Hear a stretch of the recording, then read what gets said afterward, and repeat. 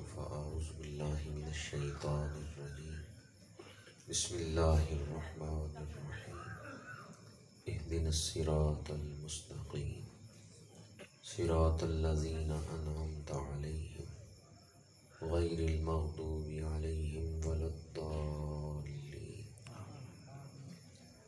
قال الله تبارك وتعالى في مقام آخر قل كل يعمل على شاكلته فربكم أعلم بمن هو أهدى سبيلا صدق الله مولانا العظيم إن الله وملائكته يصلون على النبي يا أيها الذين آمنوا صلوا عليه وسلموا تسليما الصلاة والسلام عليك يا رسول الله وعلى آلك وأصحابك يا حبيب الله الصلاة والسلام عليك يا خطيب الأنبياء والمرسلين وعلى آلك وأصحابك يا رحمة للعالمين زینت مسند صدارت پاسبان اعلام شریعت زینت السادات پیر سید شمیم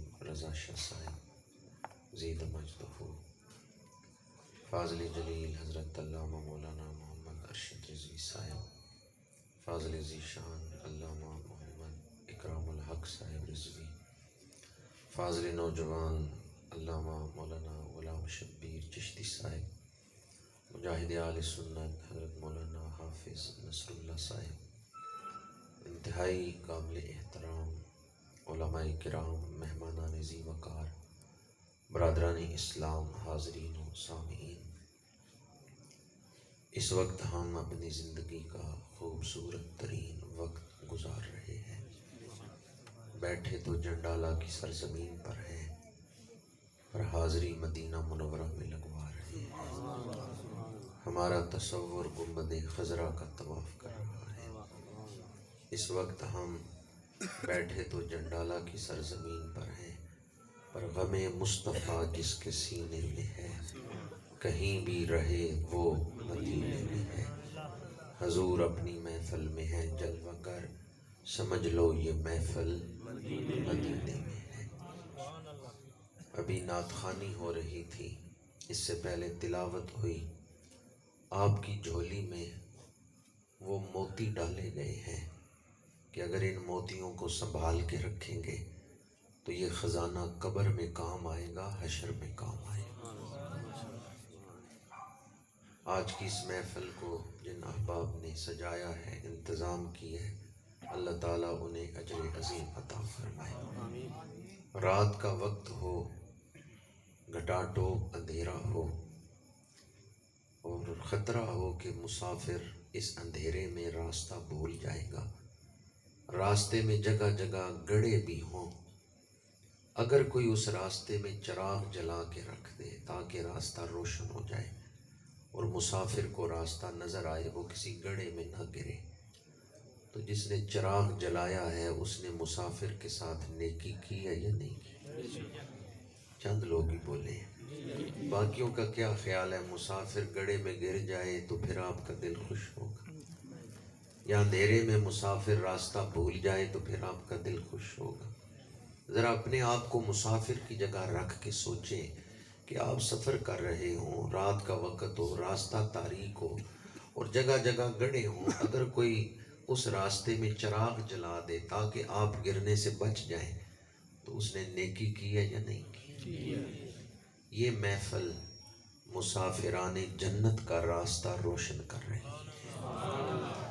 آج کی یہ محفل آخرت کے مسافروں کا راستہ روشن کر رہی ہے کہ اس دنیا میں بڑی دلچسپیاں ہیں، بڑی رنگینیاں ہیں، کہیں خواہشات کے گڑھوں میں نہ گر جانا، کہیں اپنی منزل نہ کھوٹی کر بیٹھنا۔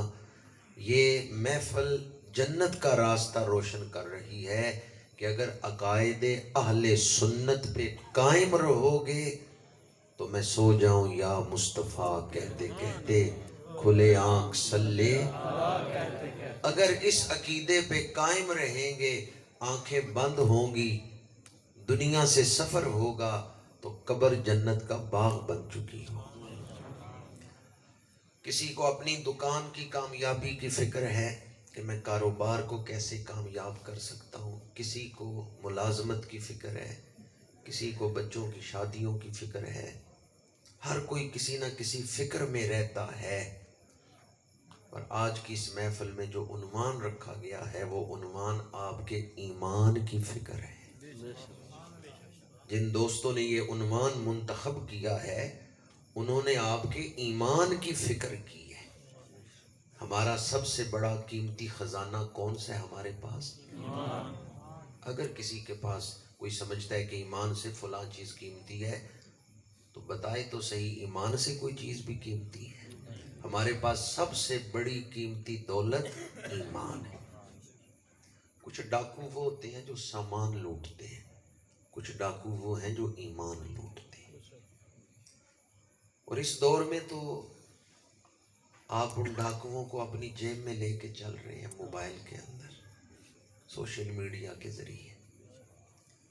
یہ علماء جہاں بھی بیٹھتے ہیں، آج کی محفل جن احباب نے منعقد کی انہیں بھی خراج تحسین، اور جن علماء نے یہ عنوان رکھا ان کو بھی خراج تحسین۔ یہ علماء جہاں بیٹھتے ہیں یہی سوچتے ہیں فتنے کون سے پیدا ہو رہے ہیں اور حضور کی بھولی بھالی امت کو ان فتنوں سے کس طرح بچایا جا سکتا ہے۔ جو ہمارے ایمان کی فکر کرتے ہیں وہ ہماری دعاؤں کے حقدار ہے یا نہیں؟ وہ ہماری محبتوں کے حقدار ہے یا نہیں؟ تو آج کی یہ محفل آپ کے ایمان کی فکر کرتے ہوئے منعقد کی گئی ہے، اور آج کی یہ محفل جنت کا راستہ روشن کر رہی ہے۔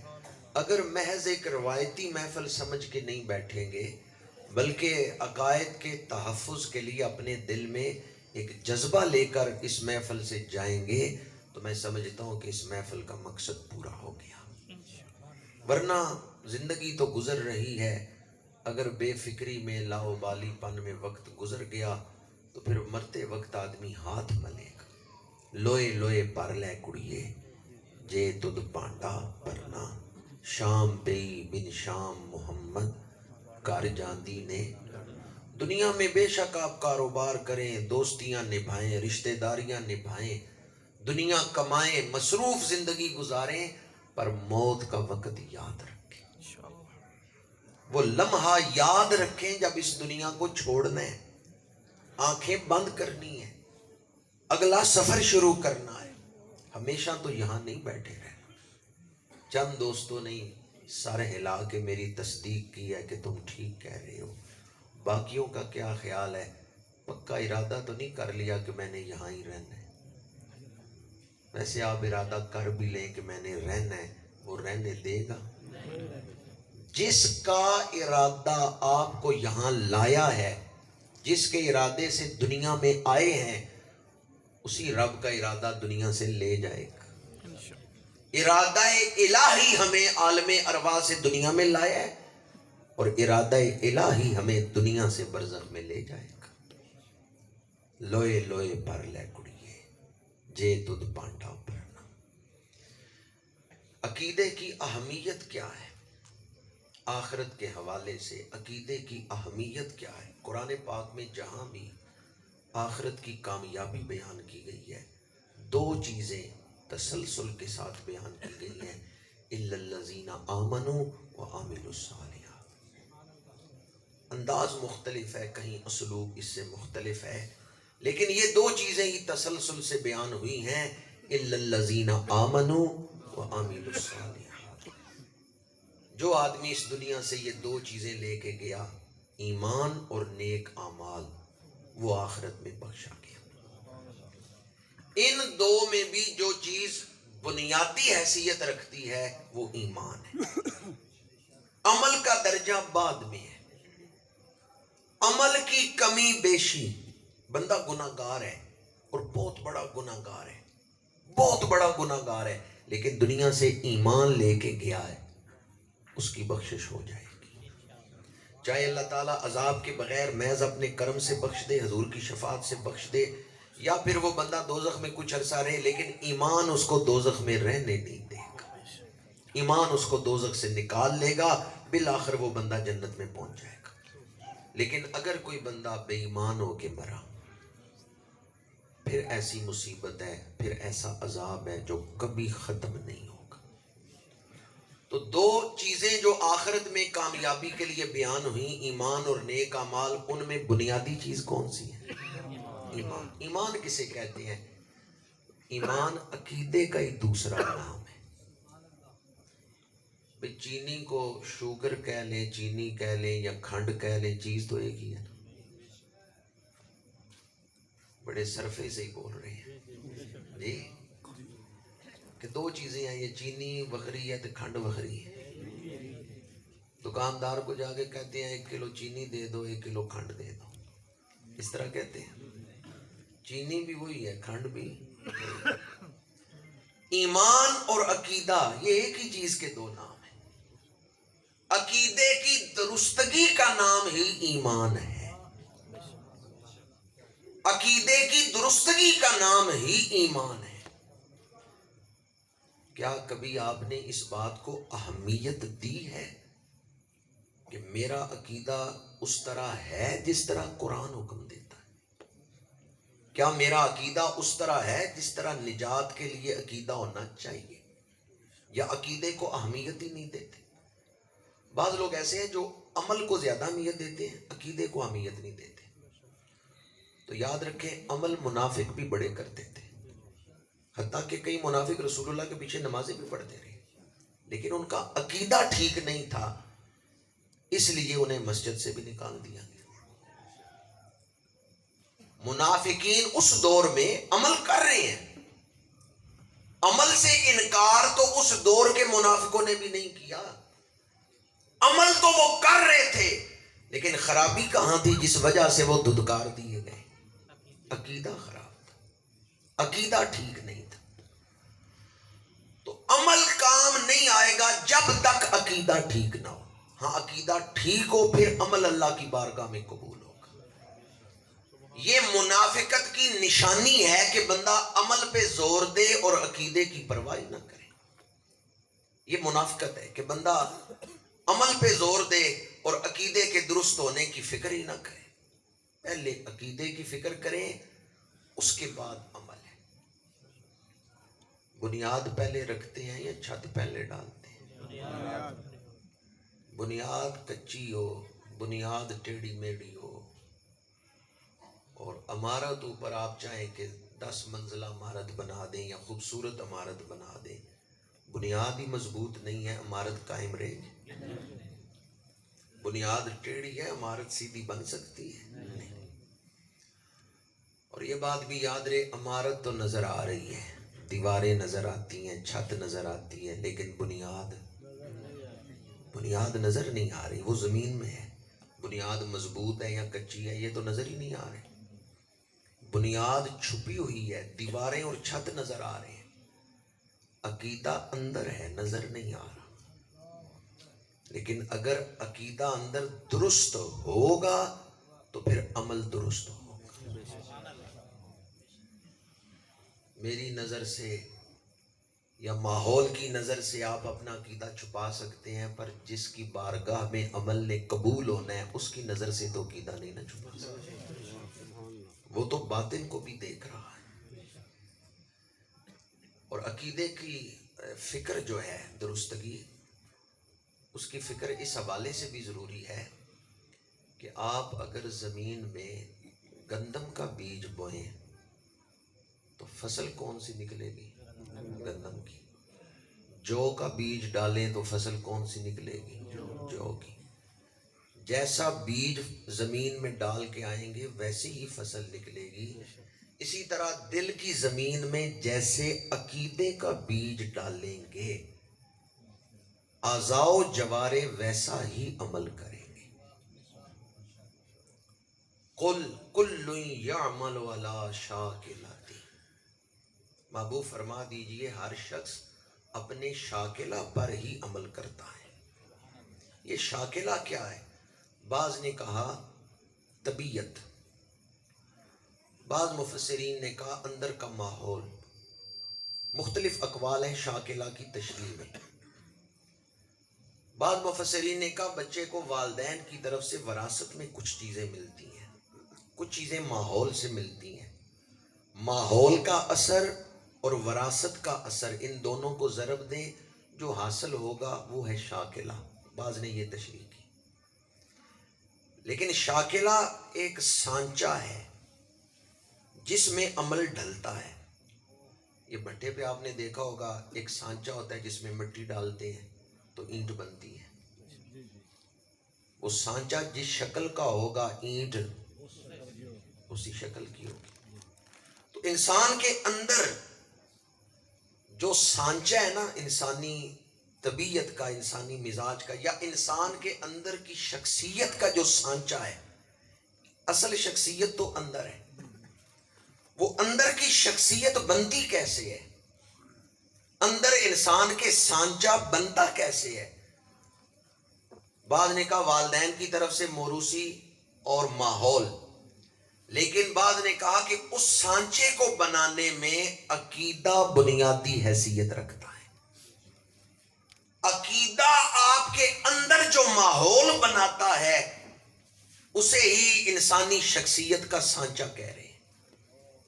جیسا آپ کا عقیدہ بنے گا عمل اسی کے مطابق ہوگا۔ مثلا عقیدہ ہو کے کھڑے ہو کے درود پڑھنا شرک ہے تو بندہ کھڑے ہو کے درود پڑھے گا؟ نہیں پڑھے گا۔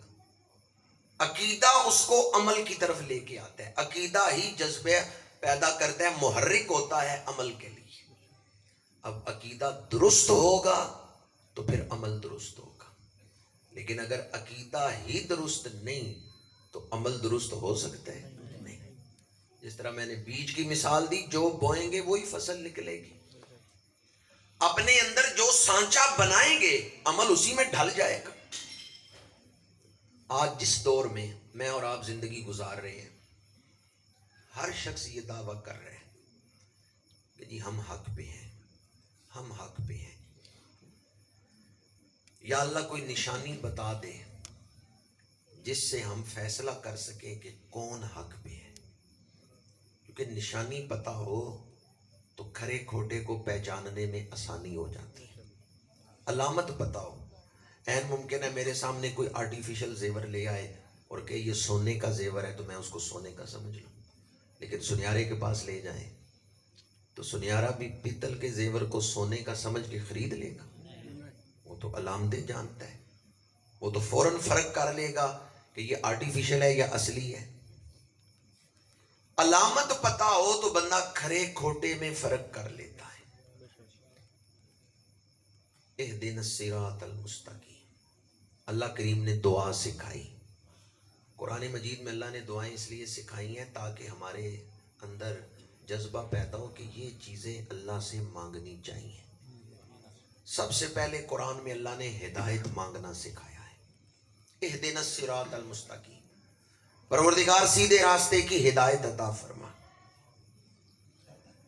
یا اللہ ہر ایک کہتا ہے میں ہی سیدھے راستے پہ ہوں، جس مسلک جس جماعت کے خطیب کو سنے، مبلغ کو سنے، ہر ممبر پہ بیٹھنے والا یہی کہتا ہے کہ میں حق پہ ہوں، دلائل دیتا ہے، اور پڑھتے بھی سارے قرآن ہی ہیں۔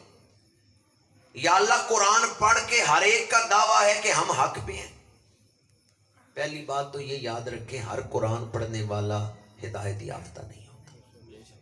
یہ میں نہیں کہہ رہا، میرا فتویٰ نہیں، یہ قرآن کا فرمان ہے۔ یضل بہ کثیرا ویہدی بہ کثیرا۔ یہ مسئلہ آپ کو سمجھ آ گیا؟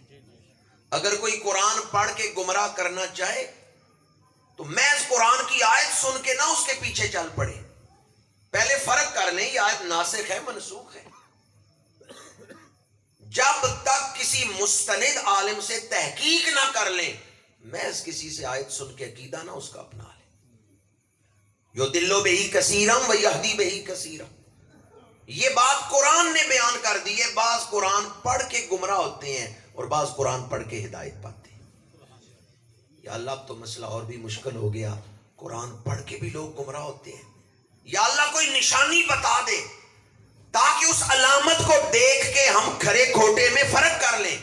اللہ نے نشانی بتا دی، صراط الذین انعمت علیہم، راستہ ان لوگوں کا جن پر تو نے انعام نازل کیا ہے۔ انعام یافتہ بندوں کا راستہ ہی ہدایت والا راستہ ہے۔ اب انعام یافتہ کون ہے؟ انعم اللہ علیہ من النبیین والصدیقین والشہداء والصالحین، 4 گروہ ہیں جن پر اللہ نے انعام کا ذکر قرآن میں فرمایا ہے۔ نبیین، صدیقین، شہداء، صالحین۔ نبی ہیں، صدیق ہیں، شہید ہیں، ولی ہیں۔ کتنے گروہ ہیں؟ ان کا خلاصہ کریں تو 2 گروہ ہیں۔ نبی تو نبی ہیں، آگے جو 3 گروہ ہیں نا، صدیقین، شہداء اور صالحین، یہ تینوں ولایت کے درجے ہیں۔ صدیقین کی ولایت اعلیٰ ہے، شہداء کی ان کے بعد ہے، صالحین کی ان کے بعد ہیں، یہ تینوں ولایت کے ہی درجے۔ اب ان تینوں کو اگر ایک درجے میں بیان کریں، نبیین اللہ تعالیٰ نے جنہیں نبوت دے کے بھیجا، صدیقین، شہداء اور صالحین وہ جو ولایت رکھتے ہیں چاہے کسی درجے میں۔ اجمالاً ترجمہ کیا ہوا؟ صراط الذین انعمت علیہم، ہدایت وہ پائیں گے جو نبیوں اور ولیوں کے راستے پر چلے۔ نبیوں اور جو قرآن پڑھ کے اہدنا الصراط المستقیم، صراط الذین انعمت علیہم، اس کا پیغام آپ کے سامنے بیان کر رہا ہوں، معیار ہدایت بیان کر رہا ہوں، حق کی علامت اور نشانی آپ کے سامنے بیان کر رہا ہوں۔ جو قرآن پڑھ کے نبیوں اور ولیوں کے پیچھے چلتے ہیں وہ ہدایت پا گئے، اور جو قرآن پڑھ کے نبیوں اور ولیوں کے پیچھے پڑ جاتے ہیں وہ گمراہ ہو گئے۔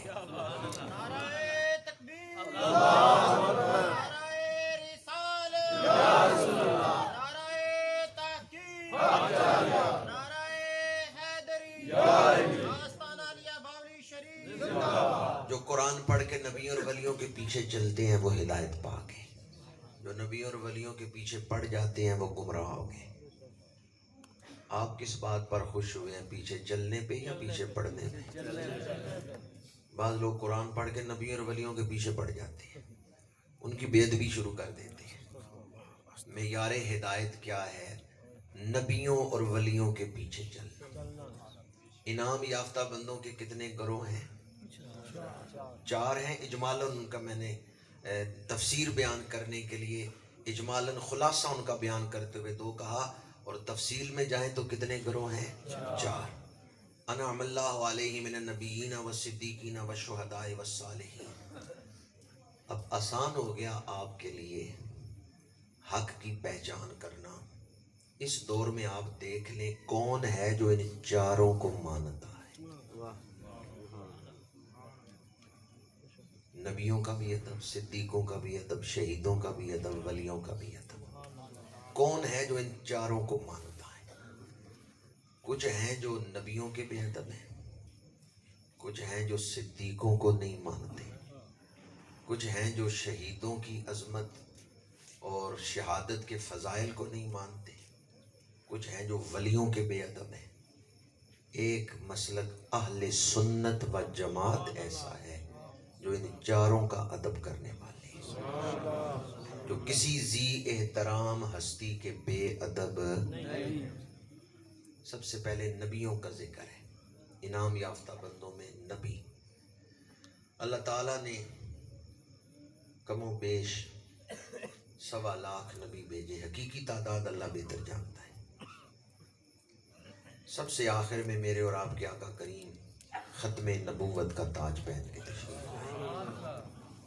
آمن الرسول بما انزل الیہ من ربہ والمؤمنون کل آمن باللہ وملائکتہ وکتبہ ورسلہ لا نفرق بین احد من رسلہ۔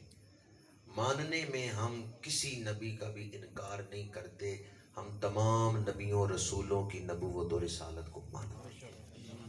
حضرت آدم سے رسول اللہ صلی اللہ علیہ وآلہ وسلم تک جتنے اللہ کے سچے نبی اور رسول آئے ہیں ہم ان سب کو مانتے ہیں، اور ہمارا عقیدہ ہے کہ سب سے آخر میں اللہ کریم نے ہمارے آقا کریم کو ختم نبوت کا تاج پہنا کے بھیجا ہے۔ عقیدے میں سب سے پہلے، انعام یافتہ بندوں میں سب سے پہلے اللہ کریم نے نبیوں کا ذکر فرمایا۔ ایک آیت میں لا نفرق بین احد من رسلہ، اور دوسرے مقام پر فرمایا تلک الرسل فضلنا بعضهم علی بعض. بعض لوگ کہتے ہیں ہم فرق نہیں کرتے فضیلت میں. فضیلت میں سارے برابر ہیں. فضیلت میں سارے برابر نہیں. ہم آدھے قرآن کو نہیں مانتے، ہم سارے قرآن کو مانتے. جس آیت میں ہے لا نفرق بین احد من رسلہ، اس کا مطلب یہ ہے کہ ماننے میں ہم فرق نہیں کرتے کہ حضرت موسیٰ کو مانے حضرت عیسیٰ کو نہ مانے، حضرت داؤد حضرت سلیمان کو مانے اور حضرت یونس علیہ السلام کو نہ مانے. نہیں، ہم ان سارے نبیوں کو مانتے ہیں. جہاں تک ان کے فضائل کا تعلق ہے تلک الرسل فضلنا بعضهم علی بعض، فرمایا یہ رسولوں کی جماعت ہم نے بعض کو بعض پر فضیلت دی ہے. منہم من کلم اللہ ورفع بعضهم درجات. تمام مفسرین نے لکھا ہے رفع بعضهم درجات سے ہمارے آقا کریم مراد ہے. اللہ نے رسولوں پر حضور کے درجے بلند فرمائے ہیں. کن سے حضور کو بلند کیا ہے؟ کن سے درجے بلند کیے ہیں؟ خلق سے اولیاء، اولیاء سے رسول، اور رسولوں سے اعلیٰ، اور رسولوں سے اعلیٰ. اللہ نے مخلوق میں کوئی دوسرا ایسا بنایا ہی نہیں ہے جو مثل مصطفیٰ. سب سے اولیٰ و اعلیٰ. کس سے اولیٰ و اعلیٰ؟ سب سے اولیٰ و اعلیٰ. لا يمكن الثناء كما كان حقه بعد خدا بزرگ توئی قصہ مختصر. بعد خدا بزرگ توئی قصہ مختصر. اللہ کے بعد سب سے بلند مرتبہ عزت ہے تو میرے اور آپ کے آقا کریم کا مرتبہ ہے. غالب ثنائے خواجہ بایزداں گذاشتے کہاں ذات پاک مرتبہ دانے محمد است. مخلوق میں تو کوئی جانتا ہی نہیں کہ حضور کے درجے کتنے عرفہ اور اعلیٰ ہیں. اگر کوئی کہے کہ تم حد سے بڑھا رہے ہو تو یہ آیت پڑھ دیں وما ارسلناک الا رحمتا للعالمین. اللہ نے فرمایا محبوب ہم نے آپ کو عالمین کے لیے رحمت بنا کے بھیجا ہے.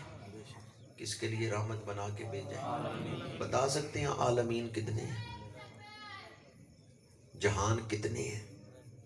بعض مفسرین نے کہا 18,000 سے زیادہ ہے، بعض نے کہا 27,000 سے زیادہ ہے، بعض نے 40,000 کی روایت کی. چلیں جو کم از کم روایت ہے 18,000 وہ ہم لے لیتے ہیں. 18,000 سے زیادہ جہان ہے. نام بتا سکتے ہیں 18,000 عالمین کے؟ تو ان جہانوں کے نام بھی نہیں جانتا جن میں حضور کی رحمت برس رہی. چپ کر میرے علی ایتھے جا نہیں. تو ان جہانوں کے نام بھی نہیں جانتا جن جہانوں میں میرے آقا کریم کی رحمت برس رہی. تاجدار گولڑا نے قرآن اور حدیث میں حضور کے فضائل کا خلاصہ اور نچوڑ بیان کیا ہے شعر میں چپ کر میرے علی ایتھے جا نہیں بولا. ہمارا ذہن تھوڑا ہے حضور کی شان عرفہ اور اعلیٰ. شان نبوت میں حضور بے مثل و بے مثال ہے. اور اللہ تعالیٰ نے حضور کو جو انفرادی اور خاص شانیں عطا فرمائی ہیں اس دور میں اس عقیدے کے حوالے سے بڑی توجہ کی ضرورت ہے. وہ یہ کہ حضور آخری نبی بن کے آئے، ختم نبوت کا تاج پہن کے آئے. کیا خبر کتنے تارے کھلے چھپ گئے پر نہ ڈوبے نہ ڈوبا، پر نہ ڈوبے نہ ڈوبا. رات کے وقت اندھیرا دور کرنے کے لیے چراغ جلایا جاتا ہے، بلب روشن کر لیا جاتا ہے، کئی طریقے ہیں، لالٹین جلائی جاتی ہے. لیکن سورج نکل آئے تو پھر ضرورت ہے لالٹین کی. کیا خبر کتنے تارے کھلے چھپ گئے. پہلے نبی آتے رہے، کیا خبر کتنے تارے کھلے چھپ گئے. پر حضور تشریف لائے تو سراجم منیرا بن کے آئے. جب سورج نکل آیا ہے اب کسی تارے کی ضرورت نہیں. حضور عقیدہ ختم نبوت، تاج ختم نبوت کے ساتھ تشریف لائے ہیں. اور عقیدہ ختم نبوت اسلام کے بنیادی عقائد میں سے. جس دور میں ہم زندگی گزار رہے ہیں اس دور میں اس عقیدے پر حملہ ہوا. اس لیے اپنے ایمان کی حفاظت کے لیے اپنی اولادوں کو بھی یہ عقیدہ یاد کروائیں کہ حضور اللہ کے آخری نبی ہیں. آپ کے بعد کوئی نبی قیامت تک پیدا نہیں ہوگا. حضرت عیسیٰ آئیں گے لیکن وہ نبی بن کے نہیں، حضور کے امتی بن کے آئیں گے. اس کے بعد انعام یافتہ بندوں کا ذکر کرتے ہوئے انعم اللہ علیہ من النبیین والصدیقین، صدیقین کا ذکر ہے. نبوت کے بعد کون سا مرتبہ قرآن نے بیان کیا ہے؟ صداقت. میرے آقا کریم 3 صحابہ کے ساتھ احد پہاڑ پہ تشریف لے گئے ہیں. پہاڑ خوشی سے جھومنے لگا ہے. قدم کن کے جھوم رہا ہے؟ میرے آقا کریم نے احد پہاڑ پہ ایڑی ماری، اسبت احد فانما علیک نبی و صدیق و شہیدان. اے احد پہاڑ ٹھہر جا، تیری چھاتی پہ ایک نبی، ایک صدیق اور 2 شہید کھڑے ہیں. اب حدیث کی یہ ترتیب ہے، اس پر غور کریں. اسبت احد فانما علیک نبی و صدیق و شہیدان. جو ترتیب قرآن میں ہے نبیین و صدیقین، وہی ترتیب حدیث میں ہے فانما علیک نبی و صدیق و شہیدان. تو نبی کے بعد کس کا درجہ ہے؟ بڑی مشہور آیت ہے، غار ثور میں صدیق اکبر حضور کی معیت میں ہے. اللہ کریم نے فرمایا ثانی اثنین اذ ہما فی الغار، 2 میں سے دوسرا جب دونوں غار میں ہیں. ثانی اثنین، 2 میں سے. اس کا کیا مطلب ہے 2 میں سے دوسرا؟ جب آپ گنتی گنتے ہیں 1 2 3 4 تو 1 کے بعد کیا آتا ہے؟ 2. ہمیشہ 1 کے بعد 2 ہی آتا ہے کہ درمیان میں کبھی کوئی اور حصہ بھی آ جاتا ہے؟ جب بھی آپ گنتی گنیں گے 1 کے بعد ہمیشہ 2 ہی آتا ہے. تو جیسے 1 کے بعد ہمیشہ 2 آتا ہے، ثانی اثنین کا مطلب ہے اسی طرح نبی کے بعد ہمیشہ صدیق آتا ہے. ثانی اثنین یہ ٹائٹل ہے شان صدیق اکبر کا، یہ عنوان ہے شان صدیق اکبر کا. اللہ کریم نے جو تاج حضرت صدیق اکبر کو عطا فرمایا ثانی اثنین، 2 میں سے دوسرا. فتنوں کے اس دور میں وہ آدمی بڑا خوش نصیب ہے جو اپنا عقیدہ بچا کے لے گیا. اس دور میں آپ کے عقیدے پہ حملہ ہو رہے ہیں. 4 محرم کو اسلام آباد میں ایک بدبخت نے سیدنا صدیق اکبر رضی اللہ تعالیٰ عنہ کی بے ادبی کرتے ہوئے آپ کی طرف تکفیر کی نسبت کی، آپ کی بے ادبی کی. مجھے بعض لوگ دوست کہتے ہیں سیدنا صدیق اکبر یا صحابہ کرام کی شان بیان کریں تاکہ عقیدہ بچے. میں کہتا ہوں میری کیا اوقات ہے میں ان ہستیوں کی شان بیان کروں جنہیں اللہ نے قرآن میں ایمان کا ماڈل قرار دیا. دوبارہ آپ کو یاد دلا رہا ہوں، ایمان اور عقیدہ ایک ہی چیز کے 2 نام ہیں. صحابہ وہ عظیم المرتبت ہستیاں ہیں جن کے عقیدے کو قرآن نے نمونہ قرار دیا ہے، ماڈل قرار دیا ہے. فَإِنْ آمَنُوا بِمِثْلِ مَا آمَنْتُمْ بِهِ فَقَدْ اهْتَدَوْا. جس کا عقیدہ صحابہ کی عقیدے کی طرح ہوگا وہ شخص ہدایت پائے گا. فَإِنْ آمَنُوا بِمِثْلِ مَا آمَنْتُمْ بِهِ، اے صحابہ اگر وہ لوگ تمہاری طرح ایمان لائیں فَقَدْ اهْتَدَوْا، پھر وہ ہدایت پائیں گے. اور سورہ بقرہ کے شروع میں وَإِذَا قِيلَ لَهُمْ آمِنُوا كَمَا آمَنَ النَّاسُ، مفسرین کہتے ہیں ناس سے مراد صحابہ کرام. آخر کوئی بات تو ہے کہ ان کے عقیدے کو اللہ نے ایمان کے لیے ماڈل قرار دیا. جب تک صحابہ کے عقیدے کی طرح عقیدہ نہیں ہوگا بندہ ہدایت نہیں پا سکتا. آج اس دور میں تاریخ کی کتابوں کے حوالے دے کر نا کتنی روایتیں ایسی ہیں جو بالکل جھوٹی ہیں، کوئی حقیقت کے ساتھ ان کا تعلق نہیں. جھوٹی روایتیں تاریخ کی کتابوں سے بیان کر کے لوگ صحابہ کی بے ادبی کر رہے ہیں. صحابہ تاریخ کی کتابوں میں نہ ڈھونڈیں کہ صحابہ کون ہیں، قرآن سے پوچھیں کہ صحابہ کون ہیں. صحابہ قرآنی شخصیات ہیں. میری کیا حیثیت میں ان کی شان بیان کروں جن کے گھوڑوں کے قدموں سے لگنے والی مٹی کا ذکر اللہ قرآن میں کرتا ہے. والعادیات ضبحا فالموریات قدحا فالمغیرات صبحا فاثرن به نقعا. نقعا کسے کہتے ہیں؟ گرد و غبار. یہ گرد و غبار کس کے قدموں سے اٹھ رہا ہے؟ صحابہ کے قدموں سے نہیں. صحابہ جن سواریوں پہ بیٹھے ہیں ان گھوڑوں کے قدموں سے جو مٹی اٹھتی ہے اللہ اس کا ذکر قرآن میں کر رہا ہے. سواری کے قدموں سے اٹھنے والی گرد کا ذکر قرآن میں ہے. سواری اتنی شان والی ہے تو سوار کی شان کتنی ہے؟ صحابہ کی شان قرآن سے پوچھیں، پیشہ ور وائزوں سے نہ پوچھیں. اور میں ہاتھ جوڑ کے آپ کے سامنے عرض کروں گا، اس دور میں دین بیان کرنا پیشہ بن چکا ہے. لوگ فیس طے کر کے آتے ہیں دین بیان کرنے کے لیے.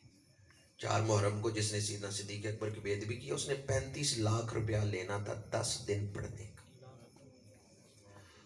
تو جب دین بیان کرنا پیشہ بن گیا، جو بندہ پیسے لے کے آتا ہے دین سنانے کے لیے اس کو کوئی غرض نہیں آپ جنت میں جائیں یا دوزخ میں جائیں. اس کا مقصد ہے اپنی تقریر کامیاب کرنا، جلسہ کامیاب کرنا، تاکہ میں نے جو فیس لی ہے وہ پوری ہو. جو لوگ کمرشل وائز بن گئے ہیں، دین کو انہوں نے پیشہ بنا لیا ہے، دین کو ذریعہ بنایا ہے دنیا کمانے کا، دین کو ذریعہ بنایا ہے دنیا کمانے کا. ان کو کوئی غرض نہیں آپ لوگ جنت میں جائیں یا دوزخ میں جائیں، یہ ان کا مسئلہ ہی نہیں ہے. ان کا ایک ہی ٹارگٹ ہے کہ جو فیس میں نے لی ہے وہ پوری ہونی چاہیے، میزبان خوش ہو جائیں بھی جلسہ کامیاب ہو گیا. انہوں نے اپنی تقریر کامیاب کروانی. خدا کے لیے جس بندے کے دل میں آخرت کی فکر نہیں نا اس سے دین نہ سیکھے. میرے آقا کریم نے فرمایا فَإِنَّ هَذَا الْعِلْمَ دِينٌ فَانْظُرُوا أَمَّنْ تَأْخُذُونَ دِينَكُمْ. جس سے دین سیکھ رہے ہو پہلے یہ دیکھو وہ دین سکھا بھی سکتا ہے یا نہیں. جسے اپنی آخرت کی فکر نہیں وہ آپ کی آخرت کی فکر کیا کرے گا. دین سکھانا یہ تو ہے آخرت کی فکر. تو جسے اپنی آخرت کی فکر نہیں، جو دین بیچ رہا ہے اسے آپ کی آخرت کی فکر کیا ہوگی.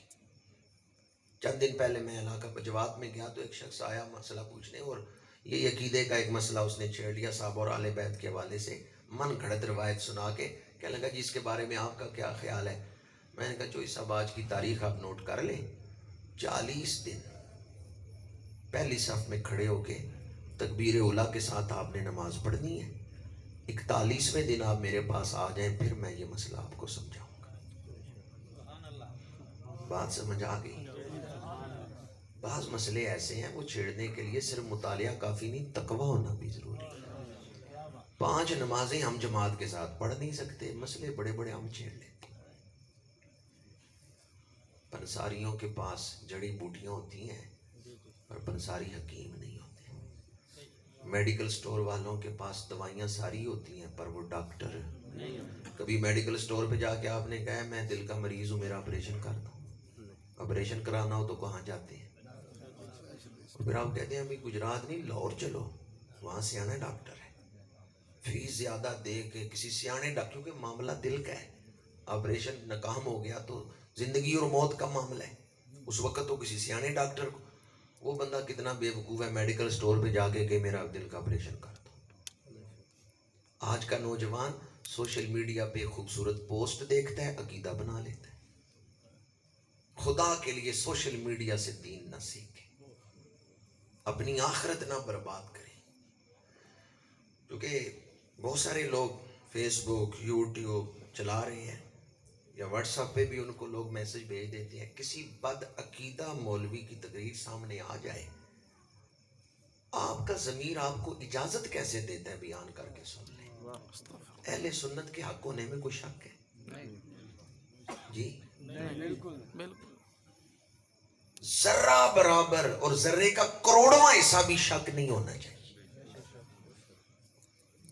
اگر بندہ شک میں ہو نا تو ایمان ختم ہو جاتا ہے. کیونکہ ایمان مرکب ہے، ایمان بسیط ہے مرکب نہیں ہے. ایمان بسیط ہے مرکب نہیں ہے. تشریح میں نہیں جا رہا کہ مشکل بات ہے، بوجھل نہ ہو جائے آپ کے لیے. ذرہ برابر شک آیا ایمان ختم ہو گیا. آپ کے اندر وہ کون سی چیز ہے جس نے اجازت دی ہے کہ چلو جس بدبخت کا کلپ بھی سن لو، چلو جس بدبخت کا بھی سن لو. آخر اندر کوئی گنجائش کہاں سے پیدا ہوئی؟ وہ مسائل جن کا 1400 سال ہو گیا ہمارے بزرگ فیصلہ کر گئے ہیں، آج آپ نے کلپ سن کے فیصلہ کر رہے ہیں. یہ حق کیا ہے؟ آپ نے فیصلہ کرنا ہے. ہمارے بزرگوں کی کتابیں بھری پڑی ہیں، کون سا موضوع ایسا ہے جس پر ہمارے اسلاف نے کتاب لکھ کے حق اور باطل کو واضح نہیں کیا؟ کیا آج نئے سرے سے آپ محض ایک کلپ سن کے تو فیصلہ کرنے بیٹھیں گے کہ حق کیا ہے اور باطل کیا ہے؟ خدا را کسی بدبخت بد عقیدہ کا کلپ آ جائے تو اسے کھولے ہی نہ، اس کو آن ہی نہ کریں۔ آخر آپ کے اندر کون سی شے ہے جو آپ کو اجازت دے دیتی ہے؟ بندہ ہو یا تو عالم ہو اور کھرے کھوٹے میں فرق کرنا جانتا ہو، پھر ایک الگ بات ہے کہ اس نے کسی سوال کا جواب دینا ہے، لیکن بندہ بھی عام ہو، عوام میں سے ہو، اور پھر وہ بدبختوں کو سننا شروع کر دے۔ یاد رکھیں، شیطان کا کام ہے دل میں وسوسہ ڈالنا۔ قل اعوذ برب الناس مالک الناس الہ الناس من شر الوسواس الخناس۔ اور یہ خناس صرف جنات میں نہیں، انسانوں میں بھی ہے۔ الذی یوسوس فی صدور الناس من الجنۃ والناس۔ شیطان وسوسے ڈالے گا، شیطان وسوسے ڈالے گا۔ اگر آپ وسوسہ لے کے اس پر سوچنا شروع کر دیں گے تو آپ نے تو اپنے دل میں کفر کا بیج ڈال دیا۔ وسوسہ کفر کا بیج ہے، کسی وسوسے کو قریب نہ آنے دیں۔ اس بات پر ہمارا یقین کامل ہے، فتنوں کے اس دور میں عقیدہ حق ہے تو وہی حق ہے جو داتا گنج بخش علی حجویری کا عقیدہ ہے، جو خواجہ معین الدین چشتی اجمیری کا عقیدہ ہے، جو امام ربانی مجدد الفسانی کا عقیدہ ہے۔ وہی عقیدہ حق ہے جس کی تعبیر و تشریح اعلیٰ حضرت شاہ احمد رضا خان بریلوی نے کی۔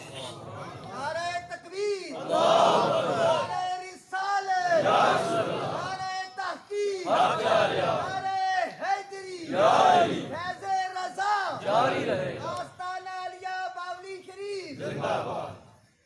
اپنا عقیدہ بیان کرنے کے لیے پرانے بزرگ ان کی کتابوں کو دیکھیں، ان کے حوالے سے۔ آج کل بعض لوگ اس دور کے علماء کو سن کے نا تو نئے سرے سے عقیدے کی تشریح یا عقیدے کو ہے جو اپنا رہے ہیں نئے سرے سے۔ اس دور کے علماء کو بھی آپ سن کے یہ نہ کہ میرا فلاں والا عقیدہ نہیں، آپ کے میرا عقیدہ ہی داتا گنج بخش والا ہے، میرا عقیدہ ہی خواجہ معین الدین چشتی اجمیری والا ہے، میرا عقیدہ ہی مجدد الفسانی والا ہے۔ اس دور کے کسی عالم کی تشریح اس عقیدے کے مطابق ہوگی، میں اپنا لوں گا۔ لیکن بندہ کسی مسلک کا ہو، جب وہ ان کی مخالفت کر رہا ہے مجھے قبول نہیں۔ یہ میں اس لیے کہہ رہا ہوں، بعض لوگ اپنے آپ کو اہل سنت کہہ کے تو عقیدہ اہل سنت کے خلاف بیان کر رہے ہیں۔ ہمارا عقیدہ وہ ہے جو حضرت داتا گنج بخش علی حجویری کا عقیدہ ہے، ہمارا عقیدہ وہ ہے جو خواجہ معین الدین چشتی اجمیری کا عقیدہ ہے۔ صراط الذین انعمت علیہم، انعام یافتہ بندوں کے پیچھے چلنے سے ہی ہدایت پہ رہیں گے، تب ہی عقیدہ بچ۔ وسوسہ قریب نہ آنے دیں۔ وسوسہ کفر کا بیج ہے، وسوسے آئیں گے، خناس وسوسے ڈالے گا، لیکن مردوں والا کام یہ ہے کہ وسوسے کو جھٹک دے۔ میری سمجھ ہی کتنی ہے کہ میں نئے سرے سے سوچنے بیٹھ جاؤں۔ میں آنکھیں بند کر کے کہتا ہوں عقیدہ قرآن اور حدیث کی روشنی میں وہی ٹھیک ہے جو داتا گنج بخش علی حجویری بیان کر گئے ہیں۔ میں ان اولیاء کے نقش قدم پر چلنے والا ہوں۔ بعض لوگ وسوسے میں پڑ جاتے ہیں، فلاں تاریخ کی کتاب میں ہے، فلاں صحابی نے اس طرح کیا، فلاں صحابی نے اس طرح کیا۔ وہ تاریخ کے واقعات میں الجھا کے نا تو دل میں وسوسے پیدا کر دیتے ہیں۔ صحابہ کرام کے بارے میں بھی قطعاً ذرہ برابر کوئی وسوسہ دل میں نہ آنے دیں۔ کلم وعد اللہ الحسنی، اللہ نے تمام صحابہ کے ساتھ جنت کا وعدہ فرما دیا ہے۔ ہر صحابی نبی جنتی۔ میری عزت میری ذاتی عزت ہے، اسلام کے ساتھ نہیں جڑی ہوئی۔ اگر آپ میری توہین کریں تو اسلام کی توہین نہیں ہوگی، آپ کی کوئی توہین کر دے تو اسلام کی توہین ہو جائے گی؟ نہیں۔ پر صحابہ وہ ہیں جن کی عزت اسلام کی عزت کے ساتھ جڑی ہوئی ہے۔ صحابہ کی عزت اسلام کی عزت کے ساتھ جڑی ہوئی ہے۔ امام ربانی سیدنا مجدد الفسانی رحمت اللہ تعالیٰ علیہ نے مکتوبہ شریفہ میں لکھا ہے کہ اگر کوئی صحابہ کو دیانتدار نہ مانے قرآن اور حدیث پہ ایمان ختم ہو جاتا. جتنی حدیثیں ہیں ہم تک کن کے ذریعے پہنچی؟ صحابہ کے ذریعے پہنچی. تو جب صحابہ پر ایمان نہیں رہے گا. قرآن پاک اللہ کے رسول پہ نازل ہوا ہے، حضور نے صحابہ کو عطا کی ہے، ترتیب بتا دی ہے، لیکن ایک کتابی شکل میں کس نے جمع کیا ہے؟ صحابہ نے جمع کی ہے. سیدنا صدیق اکبر کے دور میں جمع ہوا ہے. آپ نے کسی پہ کیس کیا، مقدمہ کیا عدالت میں، مدعی ہیں، جج نے کہا گواہ لے کے آؤ، آپ گواہ لے کے گئے. مدعا علیہ کا جو وکیل تھا اس نے کہا جی یہ گواہ جھوٹے ہیں. اب عدالت میں مدعی کے گواہ جھوٹے ثابت ہوں تو مدعی کیس جیت جائے گا. صحابہ گواہ ہیں معجزات مصطفیٰ کے، صحابہ گواہ ہیں رسالت مصطفیٰ کے، صحابہ گواہ ہیں عظمت اسلام کے. وہ لوگ جو براہ راست اسلام کے خلاف نہیں بول سکتے، یا مجھے اجازت دیں یہ کہنے کی، وہ لوگ جو اسلام کو گالی نہیں دے سکتے وہ صحابہ کو گالی دیتے. اصل میں وہ گالی اسلام کو دے رہے ہیں. رسول اللہ کو چھوڑ کر کوئی خدا تک نہیں پہنچ سکتا، اور صحابہ کو چھوڑ کے کوئی مصطفیٰ تک نہیں پہنچ سکتا. خدا تک پہنچنے کے لیے مصطفیٰ کریم کا وسیلہ ضروری ہے، اور حضور تک پہنچنے کے لیے صحابہ کا وسیلہ ضروری ہے. حضور گواہ ہیں اللہ کی عظمتوں کے، اور صحابہ گواہ ہیں صحابہ گواہ ہیں رسول اللہ کی عظمتوں کے. گواہ کو جھوٹا بنا دیا جائے تو بندہ کیس ہار جاتا ہے. صحابہ اسلام کی عظمت کے گواہ ہیں. صحابہ کی عزت اسلام کی عزت. ذرہ برابر شک کسی صحابی کے بارے میں نہ آنے پائے. صحابہ وہ خوش نصیب ہیں جنہوں نے براہ راست حضور سے فیض لیا.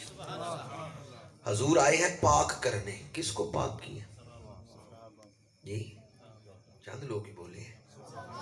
اس پر تو ایمان ہے نا کہ حضور پاک کرنے آئے ہیں. لَقَدْ مَنَّ اللَّهُ عَلَى الْمُؤْمِنِينَ إِذْ بَعَثَ فِيهِمْ رَسُولًا مِّنْ أَنفُسِهِمْ يَتْلُو عَلَيْهِمْ آيَاتِهِ وَيُزَكِّيهِمْ. حضور پاک کرنے آئے. کس کو پاک کیا؟ صحابہ کو. کلمہ پڑھانے آئے. کس کو کلمہ پڑھائے؟ وہ کیسی خوش نصیب آنکھیں ہیں حضور کا کلمہ پڑھتے ہوئے کلمے والے کا دیدار بھی کر رہی ہے، جنہیں خود کلمے والے نے کلمہ پڑھایا ہے. حضور نماز پڑھا رہے ہیں، پیچھے مقتدی کون ہے؟ حضور اعلان فرماتے ہیں کہ اسلام پر مال خرچ کرو. مال کون خرچ کرنے والے؟ جس نے 35 لاکھ لینا تھا نا 10 دنوں کا، وہ اس ہستی پہ اعتراض کر رہے جنہوں نے گھر سوئی بھی نہیں رہنے دی، سب کچھ اسلام پہ لٹا دی. تو اپنی اوقات دیکھ، ان کا مقام دیکھ.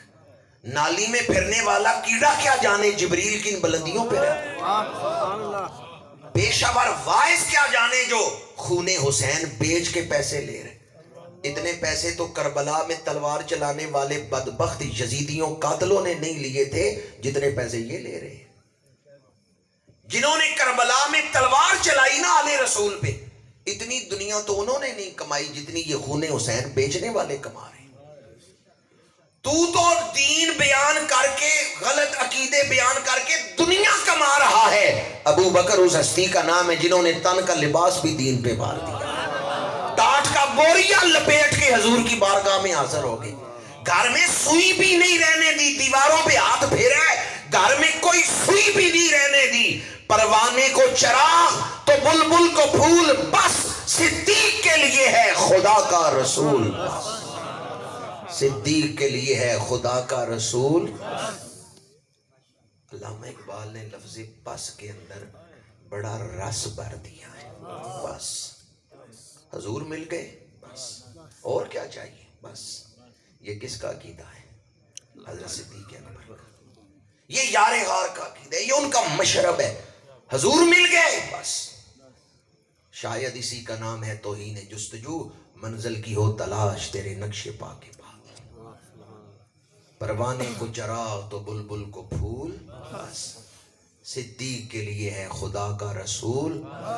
جن کی زندگی کا محور حضور ہے، جن کی امنگوں کا محور حضور ہے، جن کی آنکھوں کی پیاس چہرہ مصطفیٰ ہے، جن کی ایک ہی خواہش ہے کہ حضور خوش رہیں، حضور راضی رہیں، جو وطن چھوڑ رہے ہیں حضور کو خوش کرنے کے لیے، مال لٹا رہے ہیں حضور کو خوش کرنے کے لیے، جن کی ساری زندگی کا ایک ایک لمحہ حضور کی رضا کے لیے گزر رہا ہے، آج کا پیشہ ور وائز کیا جانے ان ہستیوں کی عظمت اور شان کیا ہے۔ حضرت صدیق اکبر اور دیگر صحابہ کرام، انہوں نے تو دین پر مال لٹایا ہے، وہ ہمارے محسن ہیں، انسانیت کے سب سے بڑے محسن ہمارے آقا کریم صلی اللہ علیہ وسلم۔ آپ نے اسلام پہنچایا، قرآن پہنچایا۔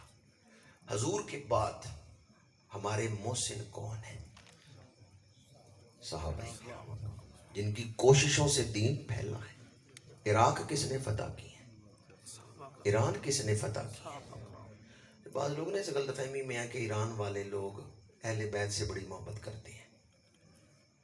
ابھی یہ 28 صفر کو سیدنا امام حسن مجتبیٰ کا یوم شہادت ہے، اس پر بھی وہ دن منا رہے ہیں۔ کوئی نہیں، آپ دیکھیں گے کہ وہ دن منائیں گے۔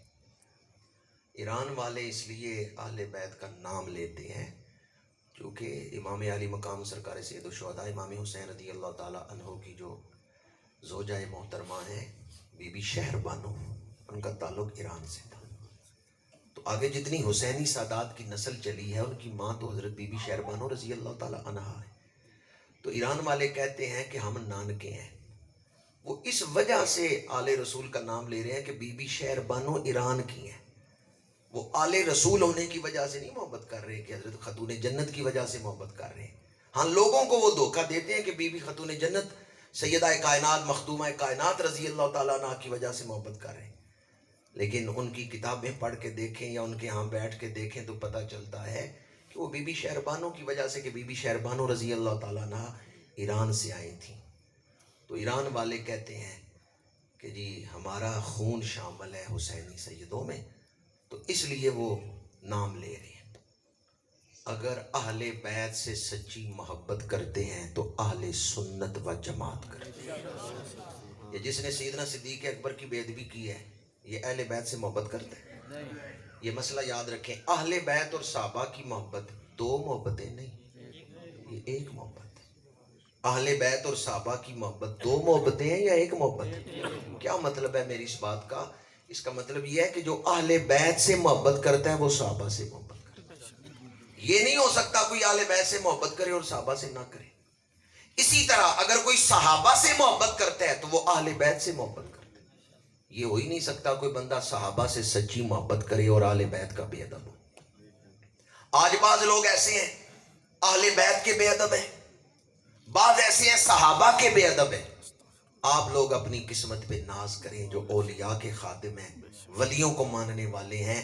ہم کسی بھی ہستی کے بے ادب، ہم صحابہ کے بھی غلام ہیں، اہل بیت کے بھی غلام ہیں۔ بعض صحابہ کے بے ادب ہیں، بعض اہل بیت کے بے ادب ہیں۔ اہل سنت و جماعت صحابہ اور اہل بیت دونوں کے غلام ہیں۔ اہل بیت کا ذکر سن کے دل میں گھٹن پیدا ہو، بندہ خارجی ہے۔ صحابہ کا ذکر سنتے ہوئے دل میں گھٹن پیدا ہو، دل خوش نہ ہو، وہ بندہ رافضی ہے۔ اہل بیت اور صحابہ دونوں کا ذکر سن کے دل خوش ہو، بندہ اہل سنت و جماعت میں سے ہے۔ جس نے سیدنا صدیق اکبر کی بے ادبی کی ہے، کیا سمجھتے ہیں آپ کہ وہ اہل بیت کو مانتے ہیں یا مولا علی شیر خدا کو مانتے ہیں؟ اگر وہ حضرت علی شیر خدا کو مانتا یا ان سے محبت کرتا تو کبھی صدیق اکبر رضی اللہ تعالیٰ عنہ کی بے ادبی نہ کرتا، کیونکہ حضرت علی شیر خدا نے 2.25 سال نمازیں پڑھی ہیں حضرت صدیق اکبر کے پیچھے۔ مولا علی نے 2.25 سال حضرت صدیق اکبر کے پیچھے نمازیں پڑھی ہیں۔ میں مولا علی شیر خدا کے دروازے کے کتے کے قدموں کی خاک کے برابر نہیں۔ مولا علی شیر خدا کے دروازے کا جو کتا ہے اس کے قدموں کی خاک مجھ سے افضل ہے۔ پر میں جب نماز پڑھنے لگوں نا تو میں دیکھ لیتا ہوں کہ امام نماز پڑھا بھی سکتا ہے یا نہیں، اس میں امامت کی شرائط ہے یا نہیں۔ میں ہر بندے کے پیچھے نہیں نماز کے لیے کھڑا ہو جاتا، مجھے فکر ہے اپنی نماز کی۔ میں پیچھے کھڑا ہوتے ہوئے دیکھ لیتا ہوں کہ جو نماز پڑھا رہا ہے اس کی داڑھی مبارک بھی سے ٹھیک سنت کے مطابق ہے یا نہیں۔ یہ امامت کی شرائط کا حامل بھی ہے یا نہیں؟ اب ذرا دیانتداری سے آپ فیصلہ کریں. میں جو شیر خدا کے دروازے کے کتے کے قدموں کی خاک کے برابر نہیں، میں امام دیکھ کے پیچھے نیت کرتا ہوں. تو مولا علی نے امام دیکھے بغیر ہی 2.25 سال نمازیں پڑھی. مولا علی نے نہیں دیکھا کہ جو آگے پڑھا رہے ہیں وہ امامت کروا سکتے ہیں یا نہیں کروا سکتے. جن کے پیچھے مولا علی کہیں پیچھے اس امام کے، تو ان پہ اعتراض کر رہے ہیں. تو پھر انکار کس کا ہے؟ مولا علی کا انکار ہے یا نہیں؟ 25 سال مولا علی نے صحابہ کے پیچھے نمازیں پڑھی. کتنا عرصہ؟ 2.25 سال حضرت صدیق اکبر کے پیچھے، 10.5 سال حضرت فاروق اعظم کے پیچھے، 12 سال حضرت عثمان غنی کے پیچھے. کتنا عرصہ ہو گیا؟ ان کی ایک رہ جائے نا، مولا علی شیر خدا کی ایک نماز رہ جائے، ڈوبا ہوا سورج لٹایا. 25 سال کی نمازیں تیرے حساب میں نہیں آتی، تیری نظر میں ہی نہیں ہے. ان کی تو ایک رہ جائے ڈوبا ہوا سورج لٹایا جاتا ہے. 25 سال کی نمازیں ہوئی ہیں یا نہیں ہوئی؟ جو یہ کہ مولا علی نے 25 سال نمازیں ضائع کی ہیں، بے ادب ہے مولا علی کا یا نہیں؟ یا اپنی کتابوں سے ثابت کر دو، اپنی کتابوں سے ہی، کہ مولا علی مسجد میں پڑھ کے پھر گھر جا کے دہراتے تھے. یہ کسی کی کتاب میں نہیں کہ مولا علی مسجد میں بھی پڑھتے تھے پھر گھر جا کے دہراتے بھی تھے، یہ کسی کتاب میں نہیں. تو 25 سال کی نمازیں ہوئی ہیں یا نہیں ہوئی؟ اگر کوئی کہے نہیں ہوئی تو وہ بے ادبی کر رہے ہیں مولا علی شیر خدا کی، کہ آپ نے اپنی 25 سال کی نمازیں ضائع کی ہیں. اور جب آپ کہیں گے کہ نمازیں ہوئی ہیں تو جن کے پیچھے مولا علی نمازیں پڑھ رہے ہیں تو ان کی بے ادبی کر رہے ہیں. وہ کتنے بڑے امام ہیں جن کے پیچھے شیر خدا کے پیچھے اس امام. صحابہ اور آل بیت کی محبتیں 2 محبتیں ہیں یا ایک ہی محبت ہے؟ ایک ہی محبت ہے. جو اہل بیت سے سچی محبت کرتے ہیں وہ صحابہ سے محبت کرتے ہیں، جو صحابہ سے محبت کرتے ہیں وہ اہل بیت سے محبت کرتے ہیں. ہمارے ہاں آج کل ایسے موضوعات کی طرف ہمارے تبلیغی محافل چلی گئیں. بزرگوں کے ہاں یہ بات نہیں تھی. سلسلہ چشتیہ کا مرکز کون سا ہے پاکستان میں؟ سیال شریف تو بہت بعد میں آیا نا. سلسلہ چشتیہ کا جو مرکز ہے وہ پاک پتن ہے. سیال شریف والے مرید ہیں توسا شریف والوں کے، توسا شریف والے مہار شریف والوں کے، مہار شریف والے دلی میں حضرت خواجہ فخر الدین دہلوی رحمۃ اللہ علیہ کے. وہ سلسلہ در سلسلہ مرید ہیں حضرت خواجہ نظام الدین اولیاء محبوب الہی کے. محبوب الہی مرید ہیں حضرت بابا فرید پاک پتن. تو پھر پاکستان میں سلسلہ چشتیہ کی مرکزی درگاہ کون سی ہے؟ پاک پتن. جانتے ہیں یہ بابا فرید اولاد کس کی ہے؟ یہ حضرت فاروق اعظم کی اولاد. ان کی رگوں میں فاروق اعظم کا خون ہے. بڑے بڑے سید ان کے ہاتھ پہ بیعت کر رہے ہیں. حضرت نظام الدین اولیاء ان کے مرید ہیں. اسی طرح یہ سیال شریف کا یا کولڑا شریف کا شجرہ آپ پڑھیں نا، چشتی شجرہ، حضرت خواجہ معین الدین چشتی اجمیری تک پہنچتا ہے. تو درمیان میں ایک بزرگ آتے ہیں، شاہ کلیم اللہ جہاں آبادی. کلیم اللہ جہاں آبادی، ان کا مزار دلی میں ہے، بادشاہی مسجد سے تھوڑا فاصلے پر. دلی میں جو بادشاہی مسجد ہے، میں نے 2-3 دفعہ وہاں حاضری دی ہے. شاہ کلیم اللہ جہاں آبادی حضرت صدیق اکبر کی اولاد ہے. پاکستان میں سلسلہ چشتیہ آیا ہے تو صدیق اکبر کے بیٹوں کے ذریعے سے آیا. سہروردی سلسلہ کس ہستی سے منسوب ہے، مشہور ہے؟ حضرت شہاب الدین سہروردی. پاکستان میں سہروردی سلسلے کی جو سب سے بڑی درگاہ ہے وہ حضرت بہاؤالدین زکریا ملتانی، اور ان کے آگے مرید ہیں حضرت مخدوم جہانیہ جہاں گشت اچ شریف. یہ بھی سلسلہ سہروردیہ میں تھے، حضرت مخدوم جہانیہ جہاں گشت. ان کے مرشد ہیں بہاؤالدین زکریا ملتانی. یہ مرید کس کے ہیں؟ حضرت شہاب الدین سہروردی کے. اور شہاب الدین سہروردی حضرت صدیق اکبر کی اولاد ہیں. حضرت صدیق اکبر کی اولاد ہیں حضرت ابو نجیب سہروردی اور شیخ شہاب الدین سہروردی. چاروں سلسلوں میں خلفائے راشدین کی اولاد موجود ہے. چاروں سلسلوں میں خلفائے راشدین کی اولادیں موجود ہیں. اس لیے ہمارے بزرگ تو اہمیت دیتے تھے فیض کو، روحانیت کو، تقوی کو.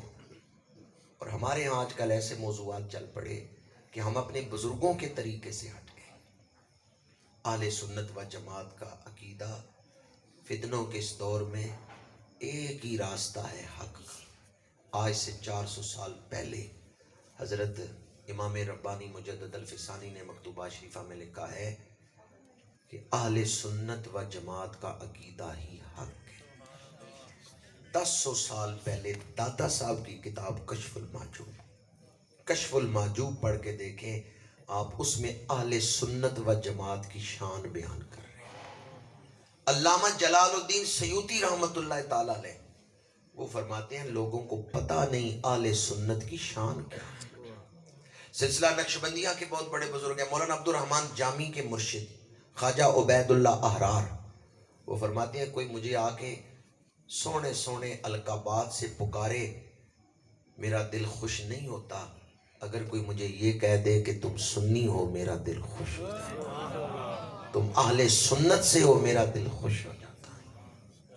تو آج لوگوں کو پتہ نہیں اہل سنت و جماعت ہونا یہ کتنی شان کی بات ہے، اہل سنت کی عظمت کیا ہے، فضائل کیا ہیں۔ آپ وارث ہیں صحابہ کے عقیدے کے۔ خدا را اپنی اولادوں کی فکر کریں، آپ کی اولادوں کو گمراہ کیا جا رہا ہے سوشل میڈیا کے ذریعے اور کالج و یونیورسٹی کے ذریعے اور دوستوں کے ذریعے۔ آپ اپنی اولاد کی فکر کریں کہ آپ کی اولاد کی دوستی کس کے ساتھ ہے۔ ہماری دوستی اور دشمنی کا ایک ہی معیار ہے، محبت رسول، ادب رسول۔ حدیث پاک ہے، میرے آقا کریم صلی اللہ علیہ وآلہ وسلم نے ارشاد فرمایا، حضرت ابو ہریرہ رضی اللہ تعالیٰ عنہ اس کے راوی ہیں، آدمی اپنے دوست کے دین پر ہوتا ہے، یعنی اگر دوستی بد عقیدہ سے ہے تو کچھ عرصے بعد آپ کے دل پر بھی بد عقیدگی کا رنگ چڑھ جائے گا۔ اس لیے ماحول کا اور دوستیوں کا بڑا خیال رکھیں۔ یہ جو میں نے پہلے بھی عرض کیا کہ ہر آدمی کو کھول کے نہ سننا شروع کر دیں، اس میں بھی یہی فکر کار فرما تھی، یہی بات میں آپ تک پہنچانا چاہتا تھا کہ بد عقیدہ لوگ آپ کے دل میں وسوسے کا بیج ڈالیں گے، اور جب وسوسہ دل میں چلا گیا تو کچھ عرصے بعد وہ تناور درخت بن کے نکلے گا۔ شیطان کا کام ہے یوسوس فی صدور الناس، وہ وسوسہ ڈالتا ہے، پھر وسوسے کا بیج جب اگتا ہے تو وہ بندے کو کفر تک لے جاتا ہے۔ اپنا عقیدہ سیکھیں، اسے قرآن اور حدیث کی روشنی میں سمجھیں۔ اگر سمجھ نہ بھی آئے، آپ وقت نہ ہو کہ آپ تفصیل سے ایک ایک عقیدہ سیکھ سکیں، تو کم از کم اس بات پر یقین کامل رکھیں، بن دیکھے بغیر کسی دلیل کے ہم مانتے ہیں اہل سنت و جماعت کا عقیدہ ہی سچا ہے۔ 1400 سال کی تحقیق، 1400 سال میں اہل حق کی تحقیقات کا تسلسل اور اس کا نچوڑ اور خلاصہ یہی ہے، بس انہیں مانا انہیں جانا، نہ رکھا غیر سے کچھ کام، للہ الحمد میں دنیا سے مسلمان کیا۔ اہل سنت و جماعت کے بزرگوں نے کوئی موضوع چھوڑا نہیں جس پر کتابیں موجود نہ ہوں، اس لیے چرب زبان لوگ جو ہیں ان کی باتوں میں آ کر سوشل میڈیا کے آگے بیٹھ کے اپنا ایمان نہ برباد کریں۔ اگر کوئی بدبخت آپ کے دل تک وسوسہ پہنچائے تو خدا را علماء حقہ سے رابطہ کریں، ان سے اس عقیدے کے بارے میں تفصیلی جواب لیں اور اپنا عقیدہ اس بات پر مضبوط رکھیں کہ عقیدہ حق ہے تو صرف اہل سنت و جماعت کا عقیدہ ہی حق ہے۔ میں وہ سنی ہوں جمیل قادری، مرنے کے بعد میرا لاشا بھی کہے گا۔ پورا درود شریف پڑھ سکتے ہیں؟ الصلاۃ والسلام علیکہ وعلی آلکہ واصحابکہ، اس میں سارا عقیدہ ہے۔ الصلاۃ والسلام علیکہ، یہ یا رسول اللہ کی بات آ گئی، حاضر و ناظر کی بات آ گئی، علم کی بات آ گئی، اور آگے وعلی آلکہ واصحابکہ یا حبیب اللہ۔ اس درود شریف میں کتنے خوبصورت انداز میں ہمارا سارا عقیدہ موجود ہے۔ اس دور میں صرف تبلیغ کافی نہیں بلکہ دعا کی ضرورت ہے۔ میں آپ کی خدمت میں عرض کروں گا درود شریف پڑھتے رہیں تو درود شریف کے ذریعے ہی عقیدہ محفوظ رہے گا، کیونکہ جب آپ کا درود شریف حضور کی بارگاہ میں پہنچے گا حضور خوش ہو کے نگاہ فرمائیں گے، جس طرف اٹھ گئی دم میں دم آ گیا اس نگاہ عنایت پہ۔ جہاں بھی کوئی بے ادبی کا لفظ سنے، نبیوں کی بے ادبی، آل رسول کی بے ادبی، اصحاب رسول کی بے ادبی یا اولیاء کی بے ادبی، جہاں بھی کوئی بے ادبی کی بات آپ سنیں فوراً آپ الرٹ ہو جائیں کہ یہ آدمی میرا ایمان برباد کرنے لگا ہے۔ آپ اس کو کبھی اپنا دوست نہ بنائیں، نہ دوست سمجھیں جو بے ادب ہو۔ بے ادب خود تو برباد ہوا ہی ہے، وہ دوسروں کو بھی برباد کرتا ہے۔ ہمارا عقیدہ ادب والا عقیدہ ہے، ہم کسی ذی احترام ہستی کے بے ادب نہیں۔ شیطان نے عبادت بڑی کی تھی پر کیوں مردود بن گیا ہے؟ بے ادبی کی وجہ سے۔ میں پہچان آپ کے سامنے بیان کر رہا ہوں۔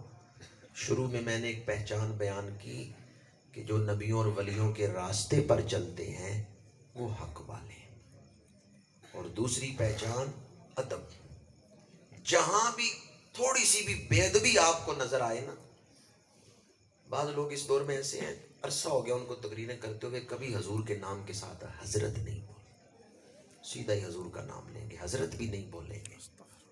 سونے سونے لقب بولنا تو دور کی بات ہے، وہ حضرت بھی نہیں کہتے۔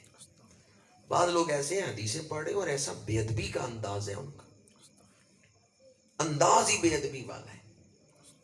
اہل سنت و جماعت کے علماء جب بھی حضور کا نام لیں گے سونے سونے لقبوں کے ساتھ لیں گے، ان کے ہاں آپ کو ادب نظر آئے گا۔ ہمارے مشائخ، ہمارے صوفیاء، انہوں نے ادب سکھایا ہے۔ جہاں آپ کو نبیوں کا، اہل بیت کا، صحابہ کا یا ولیوں کا ادب نظر نہ آئے، ان میں سے کسی کی بھی بے ادبی نظر آئے، وہ آپ کے دشمن، وہاں نہ بیٹھے، وہاں نہ دوستی لگائیں، ورنہ بے ادبی ایمان کے خرمن کو جلا دیتی۔ شیطان نے عبادت بڑی کی تھی، یہ چٹکی بجاتے ہوئے وقت زیادہ لگتا ہے، چٹکی بجانے کے بھی وقت نہیں ہوتا، اس سے پہلے بندے کا ایمان برباد ہو جاتا ہے اگر بے ادبی والا لفظ وہ بولے۔ نہ وسوسہ قریب آنے دیں، نہ کوئی بے ادبی کا لفظ جو ہے وہ اپنے ذہن تک پہنچنے دیں۔ خود بے ادبی تو آپ نہیں کرنے والے، آپ تو ادب کرنے والے ہیں، لیکن کوئی بے ادبی کرنے والا اگر بے ادبی کرے تو آپ اس سے تعلق توڑ دیں، کیونکہ وہ آپ کا ایمان برباد کرے گا۔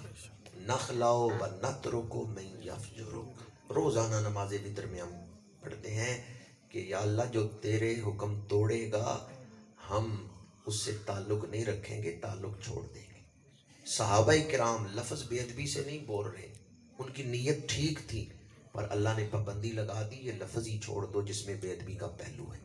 یا ایھا الذین آمنوا لا تقولوا رائنا وقولوا انظرنا، تو جو لفظ ہی بے ادبی کے ساتھ بول رہا ہو اس کے ساتھ آپ کیسے دوستی رکھ سکتے ہیں؟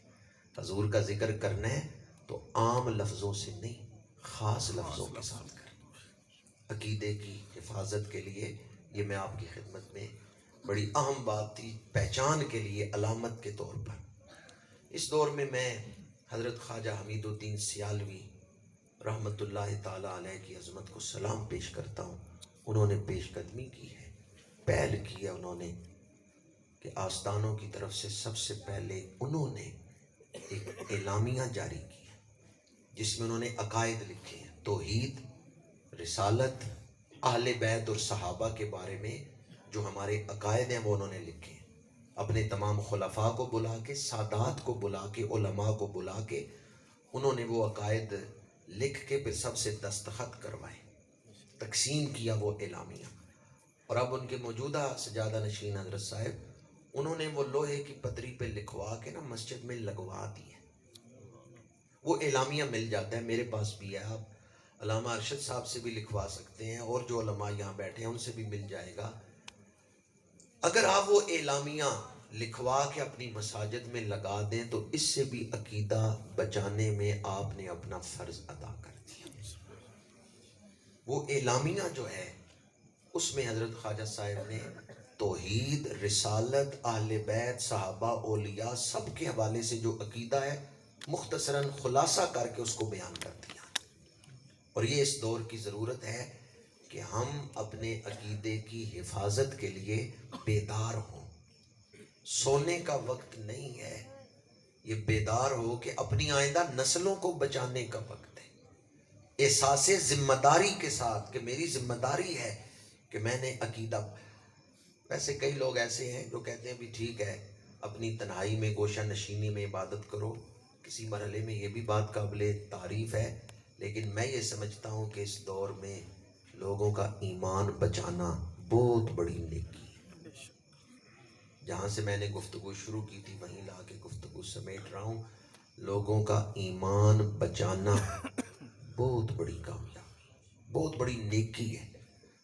اگر آپ دوسروں کا ایمان بچا لیتے ہیں، ایک بندہ بھی آپ کی وجہ سے بچ گیا، ڈاکوؤں کے ہاتھ نہ لگا، اس کا ایمان آپ نے بچایا، آپ نے بڑی نیکی کی. کون سا درد تھا حضرت دادا صاحب کے دل میں کہ غزنی سے لاہور تشریف لائے. کون سا درد تھا حضرت خواجہ معین الدین چشتی اجمیری کے دل میں کہ چشت سے آپ اجمیر تشریف لائے. اور امام ربانی سیدنا مجدد الفسانی کے دل میں کون سا درد تھا کہ آپ کلا قوال یار میں قید و بند کی تکلیفیں برداشت کر رہے. دین کا کام کرنا ہر دور میں ہی مشکل تھا، پر اس کے لیے حوصلے اور ہمت کی ضرورت ہے. حضرت دادا صاحب جب لاہور تشریف لائے یہ مسلمانوں کا شہر تھا، مسجدیں بنی ہوئی تھی. کوئی ایک مسجد حضرت حسام الدین پہلے تشریف لا چکے تھے، میرا حسین زنجانی اور حضرت حسام الدین، لیکن علاقہ ہندوؤں کا تھا، بت پرستوں کا تھا، سورج پرستوں کا تھا. وہ کیسا جڑا ہے، غیر مسلموں کے شہر میں بیٹھ کر ان کے دلوں پہ حضور کی محبت کا نقش جما دیا ہے. کام تو انہوں نے کیا ہے نا. ہم مسلمانوں کے شہر، مسلمانوں کے ملک میں بیٹھ کہتے ہیں کام کرنا بڑا مشکل ہے، بڑا اوکھا ہے کام کرنا. خواجہ معین الدین چشتی اجمیری اجمیر گئے ہیں، مسلمانوں کا شہر تھا. کوئی مسجد بنی ہوئی تھی جہاں جا کے ڈیرا لگائے؟ کوئی مدرسہ آپ کے جانے سے پہلے اجمیر میں بنا ہوا تھا؟ نہ کوئی مسجد، نہ کوئی مدرسہ، نہ کوئی خانقاہ. اللہ کا ولی گیا ہے غیر مسلموں کے شہر میں، پر وہ کیسے مرد ہیں. غیر مسلموں کے شہر میں بیٹھے ہیں، مسجدیں بھی بنوا دی ہیں، آستانے بھی بنوا دیے ہیں، مدرسے بھی بنوا دیے. کام تو ان لوگوں نے کیا.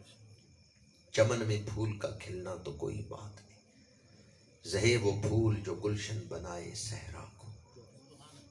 صحرا میں پھول کھلے تو پھر حیرت کی بات ہے.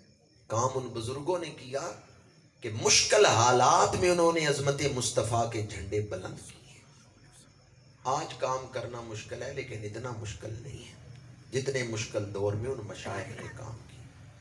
ویسے گھر بیٹھے ہی کئی بندے تھکے ہوتے ہیں، کام شروع بھی نہیں کیا ہوتا، کام کرنا یا کام کی تکالیف برداشت کرنا تو دور کی بات ہے، وہ نیت کرتے ہوئے تھکے ہوتے ہیں. تو آپ کے ذمہ ایک فرض ہے اپنی اولادوں کا ایمان بچانا. کم از کم اپنے گھروں کی فکر کریں، اپنی اولادوں کی فکر کریں. اگر آپ اپنی اولاد کو درود شریف پڑھنا سکھا گئے، اولاد درود پڑھے گی، حضور کی محفل میں آپ کا نام لیا جائے گا، فلاں کا بیٹا درود پڑھ رہا ہے. اللہ تعالیٰ ہمیں احساس ذمہ داری عطا فرمائے.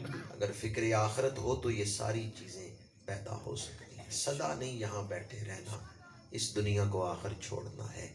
حضرت دادا صاحب یا دیگر بزرگ جن کا نام میں لیتا رہا ہوں، وہ ایسی پیاری زندگیاں گزار کے گئے ہیں کہ ان کی کوششوں سے آج بھی ہم مستفید ہو رہے ہیں. ان کا احسان ہے ہماری گردنوں پہ. ان کے راستے پہ اللہ تعالی ہمیں چلنے کی توفیق عطا فرمائے.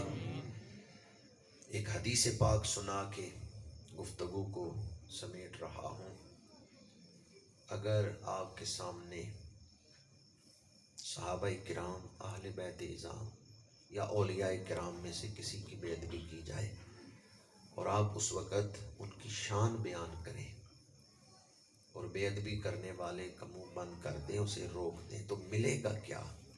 حدیث پاک ہے من حما مؤمنا من منافق اراہ قال بعث اللہ ملکا یحمی لحمہ یوم القیامت من النار. کسی مومن کی توہین کی گئی، عزت خراب کی گئی، وہاں بیٹھے ہوئے مسلمان بھائی نے کہا کہ جس مومن کی تو توہین کر رہے وہ ایسا نہیں ہے، بلکہ وہ تو اچھے کردار کما لیں گے۔ عزت بچائی تو میرے آقا کریم فرماتے ہیں قیامت کے دن یہ عزت بچانے والا جب پل صراط پہ چڑھے گا، اللہ اس کو اکیلا نہیں رہنے دے گا، اس کے ساتھ فرشتے بھیجے گا۔ وہ فرشتے اس کو دوزخ میں گرنے سے بچائیں گے، پل صراط پہ ثابت قدم رکھیں گے، اور جب یہ پل صراط پار کر کے جنت کے دروازے پر پہنچ جائے گا، ان فرشتوں سے پوچھے گا تم نے میری بڑی مدد کی ہے، مجھے پل صراط پہ گرنے نہیں دیا، قائم رکھا ہے، کیوں میری مدد کی ہے؟ وہ فرشتے کہیں گے دنیا میں تو نے ایک مسلمان کی عزت بچائی تھی، اللہ نے تجھے دوزخ میں گرنے سے بچا لیا ہے۔ جو ایک مسلمان کی عزت بچائے اسے تو اتنا اجر ملے، ایک عام مسلمان کی عزت بچائے تو جو صحابہ کی عزت کا پہرا دے، جو اہل بیت کی عزت کا پہرا دے، جو اولیاء کرام اللہ کے مقرب بندوں کی عزت کا پہرا دے، آئیں آج یہ عزم لے کے اٹھیں کہ ہم عقائد اہل سنت کے تحفظ کے لیے اپنا کردار ادا کریں۔ عقائد اہل سنت کا تحفظ اسلام کا تحفظ ہے، ایمان کا تحفظ ہے۔ ڈاکو اور چور نئے نئے انداز میں ایمان لوٹ رہے ہیں، کم از کم اتنا ارادہ اگر کریں آپ تو اسلام کے خادموں میں نام لکھ دیا جائے گا کہ خود بھی ہم اپنے عقیدے کی حفاظت کریں گے، اپنی اولادوں کے عقیدے کی بھی حفاظت کریں گے، اور ایمان کے ڈاکوؤں سے اپنی اولادوں کو بچائیں گے۔ کی محمد سے وفا تم نے تو ہم تیرے ہیں، یہ جہاں چیز ہے کیا لوح و قلم تیرے ہیں، وما علینا الا البلاغ۔